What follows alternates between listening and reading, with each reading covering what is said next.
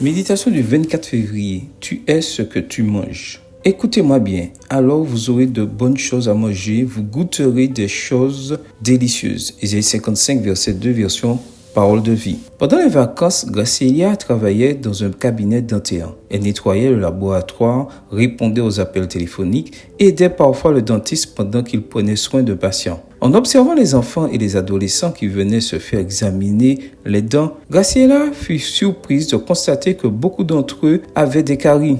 Un jour, elle demanda au dentiste pourquoi leurs dents étaient en si mauvais état. Le dentiste répondit « C'est principalement à cause de ce qu'ils mangent et boivent. Ils ont surtout une mauvaise alimentation, dépourvue de calcium et autres nutriments nécessaires. » Je comprends à qui ça, Graciela. Il y a quelques jours, j'ai entendu une mère qui réglait la note dire que ses enfants buvaient beaucoup de boissons gazeuses sucrées. Oui, confirma le dentiste. Ces enfants et adolescents boivent souvent des boissons gazeuses très sucrées. Ils mangent aussi toutes sortes de bonbons et sucreries, mais pas les aliments qu'ils devraient manger, comme les légumes crus et cuits. Graciela avait appris que nous devions glorifier Dieu avec notre corps, mais cela n'allait pas de soi pour elle, surtout quand, à l'heure du déjeuner, ses camarades allaient se servir en donuts ou beignets, barres chocolatées et boissons sucrées parce qu'ils n'aimaient pas la nourriture de la cafétéria de l'école. Certains camarades de classe étaient soucieux de mieux manger. Ils lui avaient demandé si sa mère pouvait leur apprendre à faire ce délicieux pain à base de farine de blé complet,